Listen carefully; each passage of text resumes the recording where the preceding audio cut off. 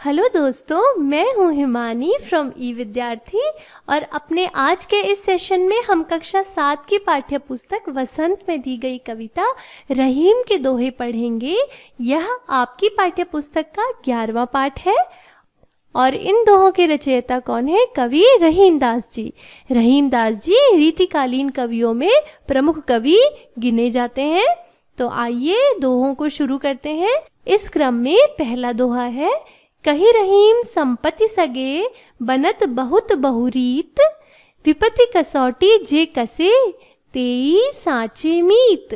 तो रहीमदास जी यहाँ पर क्या बता रहे हैं? इस पहले दोहे में रहीमदास जी सच्चे मित्र के गुण हमें बता रहे हैं कि सच्चा जो मित्र होता है वह कैसा होता है। तो रहीमदास जी यहाँ पर कहते हैं कि कही रहीम संपत्ति सगे बनत बहुत बहुरीत। ये पहली लाइन है दोहे की। इसका अर्थ है रहीमदास जी कहते हैं कि जब हमारे पास क्या होता है, संपत्ति होती है यानी धन होता है, तो क्या होता है, लोग हमारे सगे बनने का प्रयास करते हैं, यानी लोग हमारे अपने बनने का, हमारे मित्र बनने का प्रयास करते हैं। कैसे? बनत बहुत बहुरीत, यानी लोग हमारे मित्र बनते हैं बहुत प्रकार की रीतियों के द्वारा या बहुत तरीकों के द्वारा। लोग हमसे दोस्ती करना चाहते हैं, हमारे सगे बनना चाहते हैं, लेकिन विपत्ति कसौटी जे कसे तेई साचे मीत, यानी विपत्ति रूपी कसौटी पर जो लोग खरे उतरते हैं, यानी जो लोग मुश्किल समय में या कठिन समय में विपत्तियों के आने पर, परेशानियों के आने पर हमारी मदद करते हैं या उस समय जो हमारे साथ अच्छा व्यवहार करते हैं, यानी जो विपत्ति रूपी कसौटी पर एकदम खरे उतरते हैं, एकदम सही उतरते हैं, वही हमारे कौन होते हैं? साचे मीत, यानी सच्चे मित्र होते हैं। यानी जो लोग अच्छे समय में यानी संपत्ति के समय, धन के समय हमारा साथ देते हैं या हमसे दोस्ती करना चाहते हैं, वो हमारे सच्चे मित्र नहीं है, बल्कि कौन है हमारे सच्चे मित्र? जो विपत्ति के समय हमारा सच्चा साथ निभाते हैं, वही हमारे सच्चे मित्र हैं। तो आइए अब दूसरा दोहा पढ़ते हैं।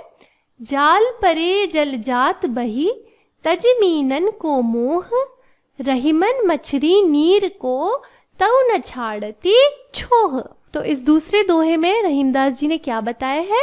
इस दूसरे दोहे में रहीमदास जी ने मछली का जल के प्रति प्रेम प्रदर्शित किया है कि मछली जो होती है वह जल से कैसा प्रेम करती है? एकदम सच्चा प्रेम करती है, क्योंकि क्या होता है, जाल परे जल जात बही, यानी जब मछली पकड़ने के लिए पानी में जाल डाला जाता है तो क्या होता है, जल बहकर बाहर निकल जाता है। जाल परे जल जात बही, जाल मतलब जाल, मछली पकड़ने का जाल, परे मतलब पड़ने पर, जल मतलब पानी, जात मतलब जाता है और बही मतलब बह, यानी जब मछली पकड़ने के लिए पानी में जाल डाला जाता है तो पानी उस जाल को छोड़कर क्या करता है, बह जाता है। और तजमीनन को मोह, और क्या करता है, तजी मतलब त्याग देता है, क्या, मीनन मतलब मछली और को मोह मतलब मछली का मोह,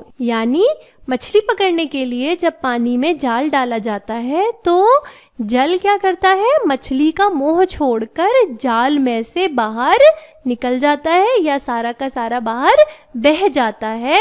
लेकिन रहीमन मछली नीर को तऊ न छाड़ती छोह, लेकिन रहीमदास जी कहते हैं कि मछली का प्रेम नीर के प्रति, नीर यानी पानी, तो मछली का प्रेम, मछली यानी मछली, तो रहीमदास जी क्या कहते हैं यहाँ पर कि मछली का प्रेम नीर यानी पानी के प्रति इतना सच्चा होता है कि वो क्या करती है, नीर के प्रति तऊ न छाड़ती छोह, यानी नीर के प्रति अपने प्रेम को फिर भी वो कभी नहीं छोड़ती। यानी जैसे ही उसको पानी से अलग किया जाता है वह अपने प्राणों को त्याग देती है या वह मर जाती है, लेकिन फिर भी वो पानी के बिना कभी जीती नहीं। लेकिन पानी जो है वो मछली से इतना प्रेम नहीं करता, क्योंकि जैसे ही मछली पकड़ने का जाल पानी में डाला जाता है वह तो मछली को छोड़कर बह जाता है। अर्थात मछली का प्रेम जो है वो पानी के प्रति कैसा है, सच्चा है, कि पानी के हट जाने पर या पानी से अलग कर दिए जाने पर वह भी अपने प्राणों को त्याग देती है।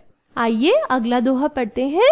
तरुवर फल नहीं खात है, सरवर पियत न पान, कही रहीम पर काज हित, संपत्ति संचही सुजान।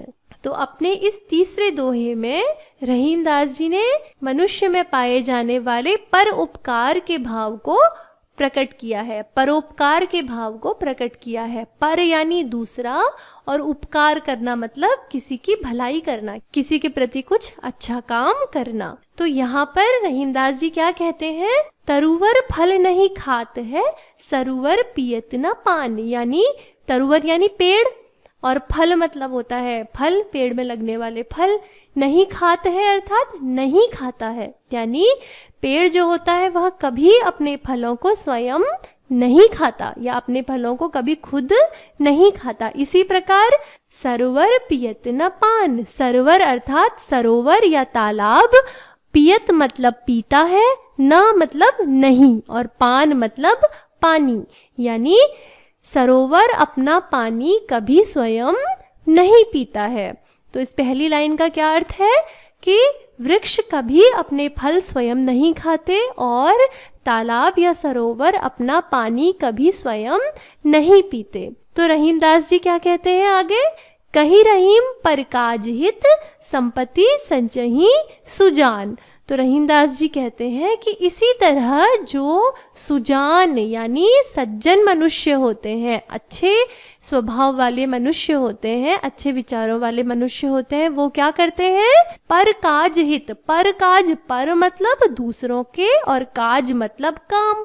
तो पर काज मतलब दूसरों के काम के लिए या परोपकार के कार्यों के लिए, दूसरों की भलाई के लिए क्या करते हैं सुजान या सज्जन मनुष्य, अपनी संपत्ति का संचय करते हैं। संपत्ति संचयी, संपत्ति मतलब धन या उनके पास जो संपत्ति है वो, और संचयी मतलब संचय करते हैं या जमा करते हैं। तो रहीमदास जी यहाँ पर क्या कह रहे हैं, रहीमदास जी यही कह रहे हैं कि जिस प्रकार पेड़ अपना फल कभी स्वयं नहीं खाता और सरोवर या तालाब अपना पानी कभी स्वयं नहीं पीता, उसी प्रकार जो सज्जन मनुष्य होते हैं या जो अच्छे मनुष्य होते हैं वह क्या करते हैं, अपनी संपत्ति का संचय करते हैं दूसरों के भलाई के लिए या परोपकार के कामों में लगाने के लिए। यानी वो अपनी संचय की हुई संपत्ति को कभी भी अपने ऊपर खर्च नहीं करते, उससे वो हमेशा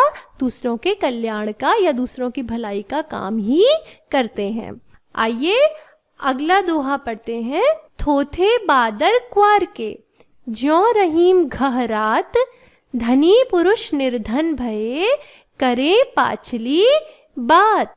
तो यहाँ पर रहीमदास जी क्या कहते हैं, थोथे बादर क्वार के। क्वार यानी आश्विन का महीना। हिंदू कैलेंडर के हिसाब से जो सितंबर अक्टूबर का महीना होता है उसे हम आश्विन का महीना या क्वार का महीना कहते हैं। उस समय जो टाइम होता है या उस समय जो समय होता है वो हिंदू कैलेंडर के हिसाब से कौन सा महीना होता है, क्वार का या आश्विन का महीना होता है। तो रहीमदास जी क्या कहते हैं कि जिस प्रकार क्वार के महीने में यानी आश्विन के महीने में आने वाले जो बादल होते हैं वो कैसे होते हैं, थोथे होते हैं, झूठे होते हैं, और वो क्या करते हैं, सिर्फ गरजना जानते हैं, सिर्फ गहरात, गहरात यानी गरजते रहते हैं, कभी बरसते नहीं। उसी प्रकार धनी पुरुष निर्धन भय, यानी जो अमीर मनुष्य होते हैं यानी जो अमीर पुरुष होते हैं और जब वो क्या हो जाते हैं, निर्धन हो जाते हैं, भय मतलब हो जाते हैं, तो उसी प्रकार जब धनी पुरुष जो होते हैं वो निर्धन हो जाते हैं तो वे क्या करते हैं, करे पाछली बात। वो अपने ऐश्वर्य के दिनों की या अपनी संपत्ति के दिनों की अभिमान से भरी हुई बातें ही करते हैं। तो यानी वे क्या करते हैं, जो अपना पुराना बीत चुका हुआ ऐश्वर्य होता है या जो उनकी पुरानी संपत्ति जो चली गई है, केवल उसी के बारे में घमंड भरी बातें या अभिमान भरी बातें करते रहते हैं। अपनी वर्तमान स्थिति को सुधारने का कोई प्रयास नहीं करते। तो यहाँ पर रहीमदास जी क्या कहते हैं कि जो धनी पुरुष होते हैं जब निर्धन हो जाते हैं तो वे किस प्रकार का व्यवहार करते हैं, जिस प्रकार आश्विन के महीने में आने वाले बादल व्यवहार करते हैं कि वे सिर्फ क्या करते हैं, गरजते हैं और कभी बरसते नहीं। उसी प्रकार वे धनी पुरुष जब निर्धन हो जाते हैं तो वे क्या करते हैं, अपने पुराने ऐश्वर्य के दिनों की अभिमान भरी बातें ही करते रहते हैं, अपनी वर्तमान स्थिति को सुधारने का कोई प्रयास नहीं करते। आइए अगला दोहा पढ़ते हैं। धरती की सी रीत है, शीत घाम और मेह, जैसी परे सो सही रहे, त्यों रहीम यह देह। तो इस दोहे में रहीमदास जी ने क्या किया है, इस दोहे में रहीमदास जी ने धरती के साथ हमारे शरीर की तुलना की है। रहीमदास जी यहाँ पर क्या कहते हैं, धरती की सी रीत है, शीत घाम और मेह, जैसी परे सो सही रहे, त्यों रहीम यह देह। तो रहीमदास जी यहाँ पर कहते हैं कि जिस प्रकार धरती पर यानी पृथ्वी पर पड़ने वाले शीत यानी जाड़े को, घाम यानी धूप को और मेह यानी बरसात को क्या करती है, धरती सह लेती है, जैसी परे सो सही रहे। यानी जिस प्रकार धरती अपने ऊपर पड़ने वाले जाड़ा, गर्मी और बरसात के मौसम को जिस प्रकार वो पड़ता है उसी प्रकार सह लेती है, उसी प्रकार मनुष्य का जो शरीर होता है वह क्या करता है, अपने ऊपर पड़ने वाले सुख दुख को यानी अनुकूल प्रतिकूल हर प्रकार के समय को क्या करता है, सह लेता है। तो यहाँ पर रहीमदास जी ने धरती के सहनशीलता के गुण की तुलना किससे की है, मानव के शरीर से की है। तो रहीमदास जी ने यहाँ यही कहा है कि जिस प्रकार धरती की जो सहनशीलता होती है वो बहुत व्यापक होती है, वो अपने ऊपर पड़ने वाले हर प्रकार के मौसम को, जाड़ा, गर्मी, बरसात को सह लेती है, उसी प्रकार मानव का शरीर भी होता है जो कि अपने ऊपर पड़ने वाले हर सुख दुख को क्या करता है, सह लेता है, उसका कष्ट झेल लेता है। तो आज हमने कक्षा 7 की पाठ्य पुस्तक वसंत में दिए गए रहीमदास जी के दोहों को पढ़ा और समझा, और अब इन दोहों के प्रश्न अभ्यास हम अपने अगले भाग में करेंगे। तब तक के लिए thanks for watching this video, and for more such videos please subscribe to our channel. Thank you.